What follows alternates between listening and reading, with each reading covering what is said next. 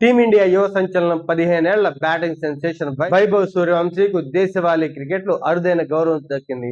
త్వరలో ప్రారంభం కానున్న ప్రతిష్టాత్మక దులీప్ ట్రోఫీ 2026 టోర్నమెంట్ కోసం ప్రకటించిన ఈస్ట్ జోన్ జట్టుకు అతడిని వైస్ కెప్టెన్ గా ఎంపిక చేశారు. బెంగళూరు వేదికగా ఆగస్టు 23 నుంచి ప్రారంభం కానున్న దులీప్ ట్రోఫీ కోసం ఈస్ట్ జోన్ సెలెక్టర్లు జట్టును ప్రకటించారు. ఈ జట్టుకు wicket keeper batter Ishan Kishan captain గా వ్యవహరిస్తుండగా, అతి చిన్న వయసులోని అద్భుతమైన ప్రదర్శన కనబరిచిన వైభవ్ సూర్యవంశీకి వైస్ కెప్టెన్ బాధ్యతలు అప్పగించారు.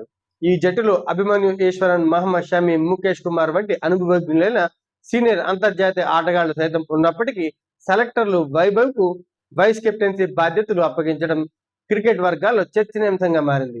భవిష్యత్తు నాయకుడిగా తీర్చిదిద్దే ప్రణాళికలో భాగంగానే అతడికి ఈ బాధ్యతలు ఇచ్చినట్లుగా సెలెక్టర్లు స్పష్టం చేశారు. ఇటీవల ముగిసిన జింబాబ్వే పర్యటనలో భారత్ తరఫున అదరగొట్టిన Vaibhav player of the series గా నిలిచాడు. అంతేకాకుండా అంతర్జాతీయ టీ20 ర్యాంకింగ్స్ లో భారీగా దూసుకెళ్లాడు. ఐపీఎల్ లోను రాజస్థాన్ రాయల్స్ తరఫున రాణించిన వైభవ్ ఇప్పుడు రెడ్ బాల్ క్రికెట్ లోను నాయకత్వ బాధ్యతల వైపు అడుగులు వేస్తున్నాడు.